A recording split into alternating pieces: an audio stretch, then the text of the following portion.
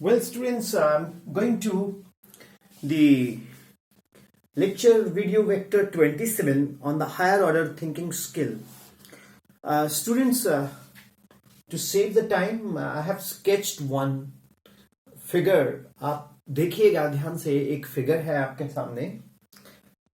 तीन स्टूडेंट्स हैं जो कि पी से क्यू जाना चाहते हैं,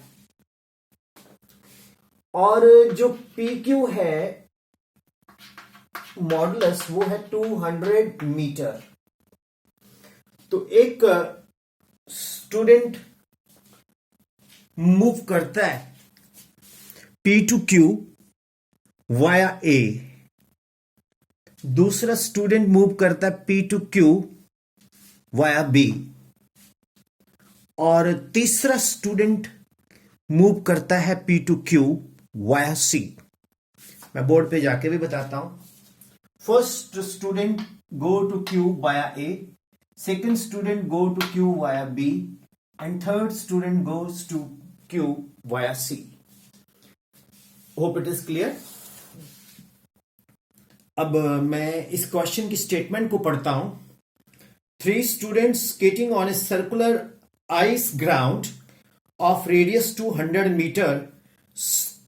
Radius 200 meter. मैंने पी क्यों लिखा? Radius 200 meter, right? From point P on the edge of the ground. तो what is the magnitude of the displacement vector for each? हर एक स्टूडेंट के लिए what is the magnitude of the displacement vector? दूसरा, किस student ने जो distance travel किया है equal to the length of the path scattered. मतलब किस स्टूडेंट ने जो लेंथ ऑफ द पाथ है वो कवर किया है, स्केटर्ड कवर किया है. मींस हमारे पास magnitude of displacement of each student, यानी कि जो स्केटर है वो निकालना है, और किस स्टूडेंट ने जो actual path, what is the actual path travel किया है. मैं फिर से बोलता हूं. मेरे पास 3 स्टूडेंट हैं ए, बी एंड सी. ये सर्कुलर ट्रैक पे आइस स्केटिंग कर रहे हैं. पी से क्यू जाना है. एक ए वाला ट्रैक, एक बी वाला ट्रैक, एक सी वाला ट्रैक फॉलो करता है. ए, बी एंड सी. तो कौन सा स्टूडेंट है जिसने एक्चुअल पाथ ट्रेवल किया है, और इसका जो रेडियस है सर्कुलर आइस स्केटिंग का वो 200 मीटर है. तो सबसे पहले तो अगर हम इसका डायमीटर लेंगे तो वो पी क्यू आएगा, दैट इज 400 मीटर. तो जो स्टूडेंट ए है इसने किया है distance travel via A. Student C ने भी डिस्टेंस ट्रेवल किया है, लेकिन स्टूडेंट बी ने एक्चुअल पाथ ट्रेवल किया है जो कि शॉर्टेस्ट पाथ है. तो P Q is equal to 400 metre, और एक्चुअल पाथ स्टूडेंट बी ने किया है.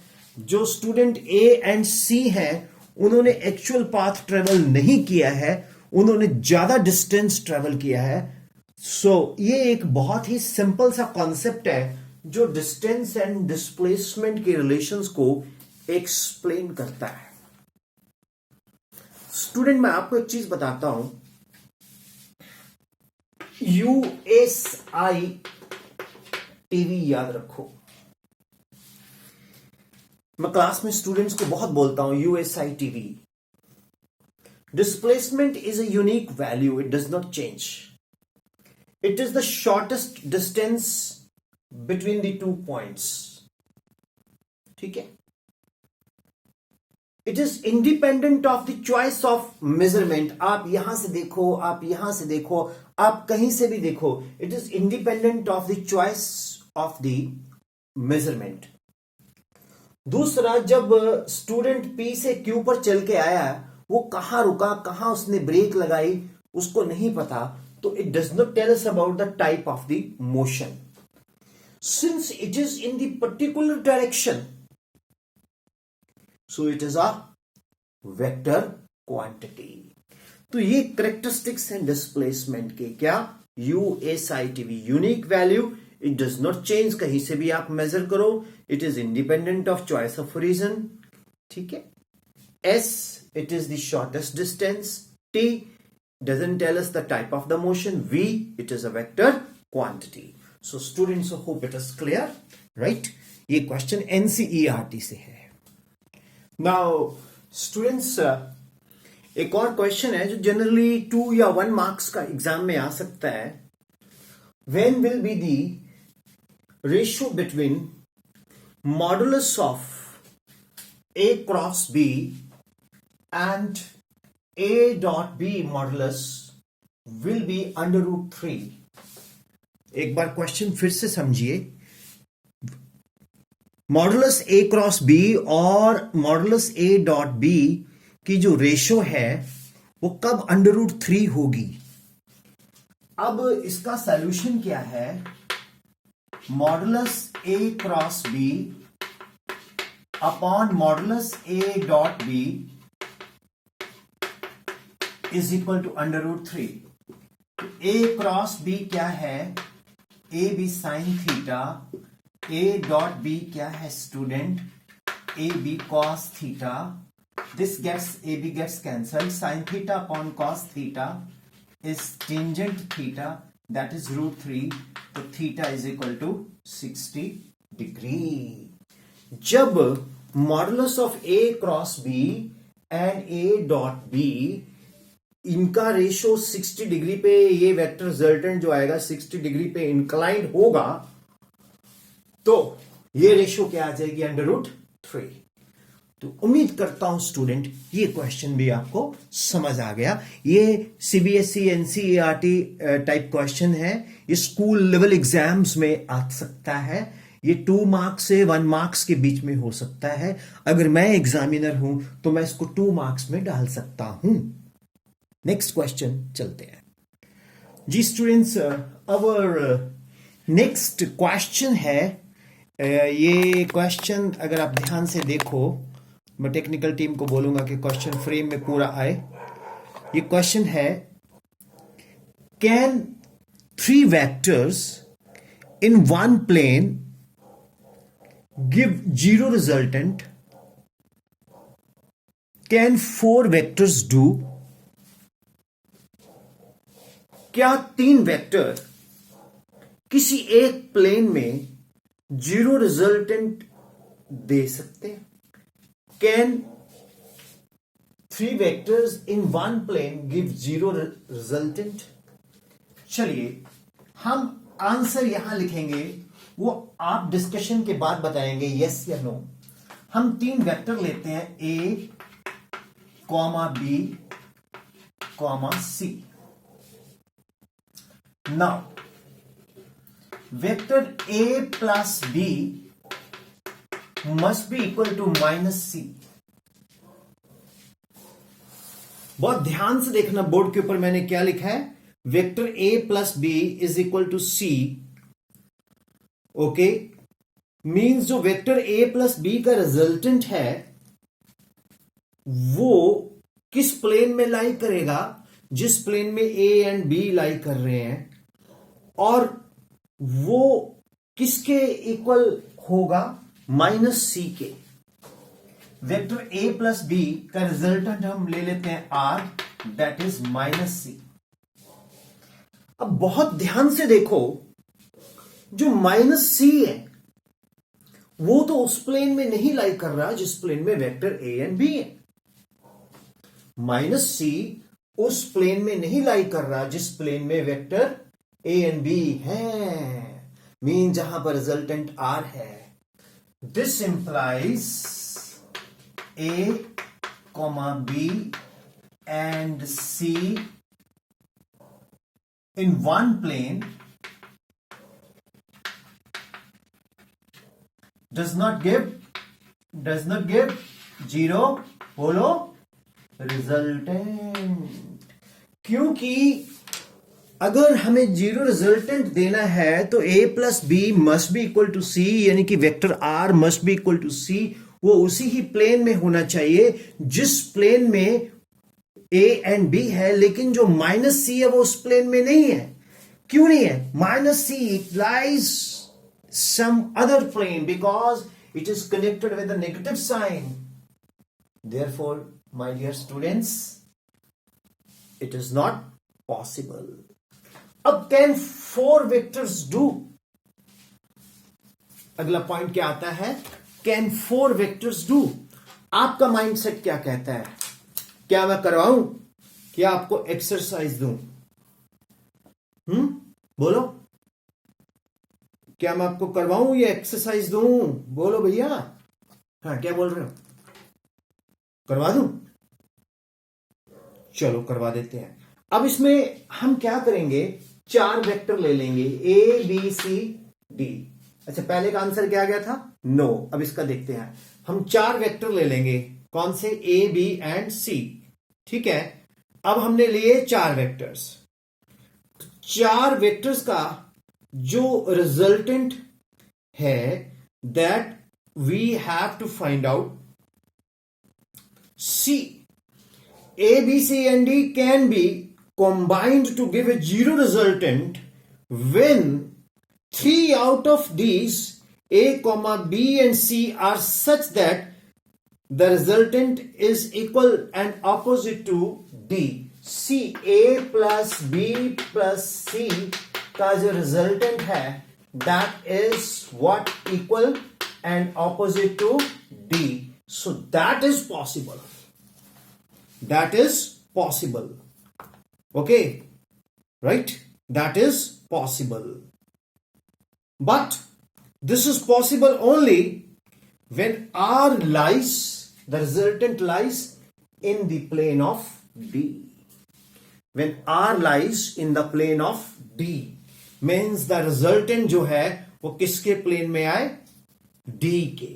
तो चार वेक्टर्स कर सकते हैं, तीन वेक्टर नहीं कर सकते हैं। Hope it is clear, simple it is, right? अगर ये तीन है तो a plus B minus C R is equal to minus C, C lies in other plane, not possible. अगर ये चार है ए बी सी डी तो a plus B plus C equal to R, vector R is equal and opposite to minus D, but R should lie in the same plane as that of the D, so it is possible. तो ये भी एक question है, ये 3 marks का paper में बड़ी बार आया है। अब स्टूडेंट्स मैं नेक्स्ट प्रॉब्लम लेता हूं। Now students, I am coming to another question with you.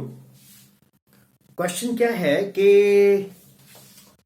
इधर एक बंदा है खड़ा और एक बंदा इधर खड़ा है। अब दोनों बंदों के हाथ में बहुत टाइट स्ट्रिंग है, बहुत टाइट स्ट्रिंग है, और इस स्ट्रिंग से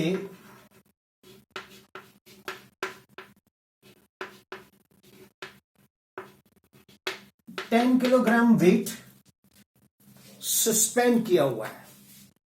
इस स्ट्रिंग से 10 किलोग्राम वेट सस्पेंड किया हुआ है। तो क्या बैलेंसिंग फोर्स लगाएगा बंदा?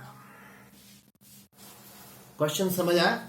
मैं परे हट किया, फिगर को देखो, मैं परे हट जाता हूं, मैं क्वेश्चन पढ़ता हूं।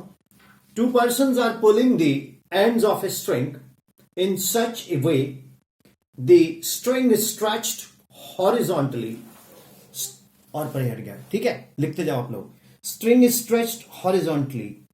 2 persons are pulling the ends of a string in such a way that the string is stretched horizontally.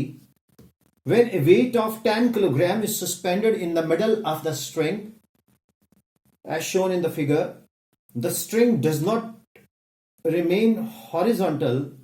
Can the person make it horizontal again by pulling it with greater force? Question समझ आया? दो बंदे हैं, एक string के साथ एक wait है, वो वेट लटक रहा है तो स्ट्रिंग में बेंड आ गया। बेंड आने के बाद क्या बंदे इसको खींच के दोबारा ऊपर खींच सकते हैं वेट को? कितनी फोर्स से? कभी नहीं खींच सकते। वर्टिकल फोर्स अवेलेबल ही नहीं है। मेरा YouTube में जाइएगा, वेक्टर्स प्लेलिस्ट में मेरे टीवी शोज में भी क्वेश्चन था, horizontal and vertical are independent of each other. और जब आप प्रोजेक्टाइल में जाओगे तो प्रोजेक्टाइल का वो बेसिक फंडा है, horizontal and vertical are independent of each other. Students, you cannot balance the horizontal with the vertical, so infinite force लगानी पड़ेगी हॉरिजॉन्टली इसको ऊपर खींचने के लिए। So it is not possible. मैंने मैथमेटिकली प्रूव किया हुआ है। उस कंसेप्ट का नाम है रेन बीकर प्रॉब्लम।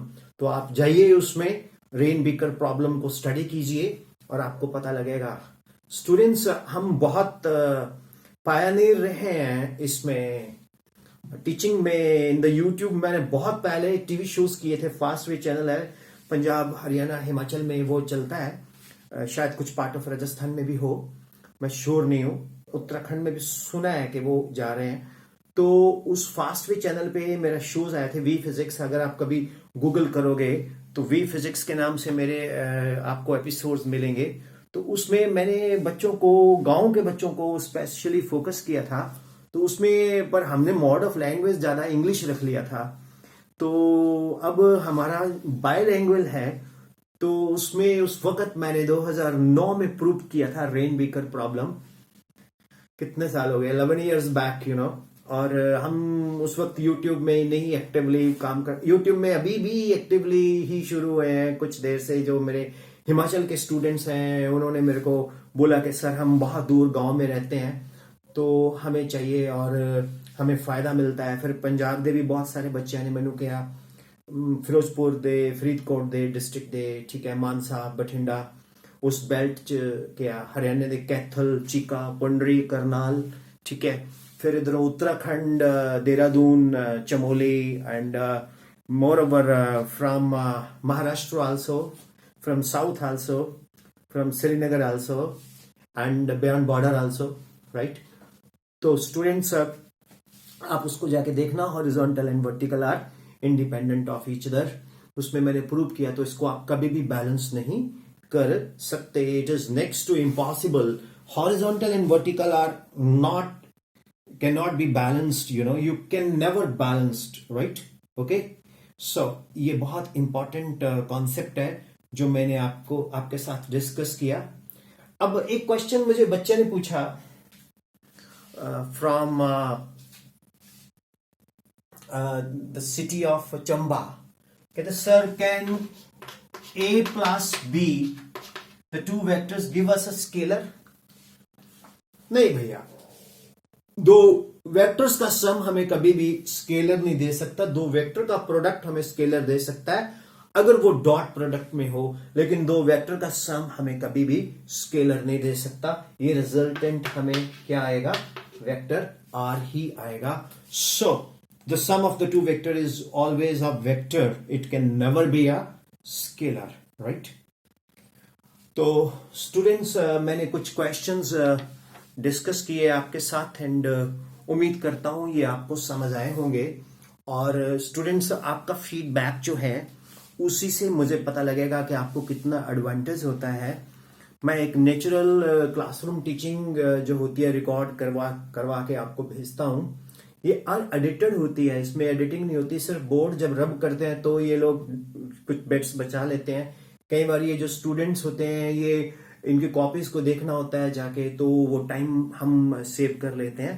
बाकी कोशिश होती है कि आपको बेस्ट से बेस्ट दिया जाए। एंड ये पूरी की पूरी फिजिक्स जो है मैं आपको बता रहा हूँ, और मैं एनसीईआरटी को फॉलो करता हूँ, साथ में गुड बुक्स को फॉलो करता हूँ। और मैं एक 11th एंड 12th लेवल का टीचर हूँ, और साथ में मैं नीट एंड जेई के बारे में बताता हूँ। तो ये बहुत कुछ चलता रहता है। बाकी कुछ सजेशंस आप दोगे तो अच्छा लगेगा। और मुझे और खुशी होगी अगर इसके साथ और बच्चे जुड़ें।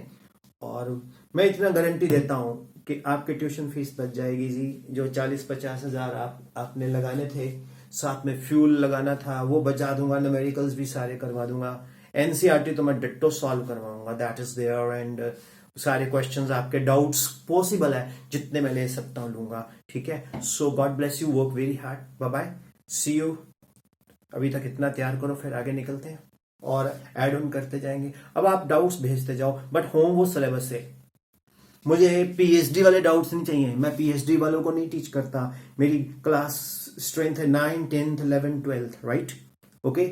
और मुझे एक बच्चा बोलता कि सर आप यूट्यूबर्स को देखते हो? नहीं, मैं किसी भी यूट्यूबर्स को नहीं देखता, कसम से नहीं देखता। मेरे को एक तो टाइम ही नहीं मिलता, दूसरा मेरे को बहुत सारे स्कूल विजिट्स करने होते हैं, तो मेरे सेमिनार्स रहते हैं स्कूलों में, और how to study, how to attempt paper, ये बताता हूं मैं। और मुझे सभी स्कूल्स में जाना होता है, तो मैं नहीं कर पाता जी, यूट्यूब को नहीं देख पाता। हाँ, मतलब ये जरूर है कि मैं मतलब खुद सोचता हूँ, ओरिजिनल सोचता हूँ, जो पढ़ा रहा हूँ आपके सामने है।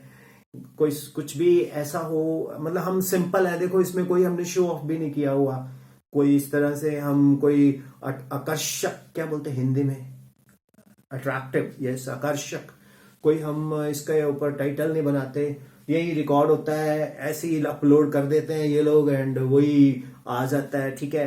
तो मैं तो एक गांव का विलेजर बंदा हूँ, और मुझे तो देसी बंदे चाहिए जो बोर्ड्स में और कॉम्पिटिशन्स में कुछ अच्छा करना चाहते हैं। तो अगर आपको पसंद आता है तो आप जरूर बताइए।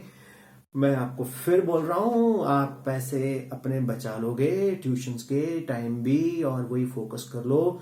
वही पैसे का एक टीवी ले लो, घर में बड़ा सा इंटरनेट कनेक्शन ले लो, घर में बैठ के पढ़ो, नोट्स बनाओ, right. So God bless you, thank you, bye bye, love you, चक दो फट्टे, दब दो किल्ली, राइट। कुछ भी मुश्किल नहीं है फिजिक्स तब तक मुश्किल नहीं जब तक आप अपने सिलेबस में रह के सोचते हो। जैसे सिलेबस के बाहर जाओगे तो फिर भैया आपको पता ही है, बाहर भी जाओ उसकी अलग प्लेलिस्ट बना देंगे। Thank you.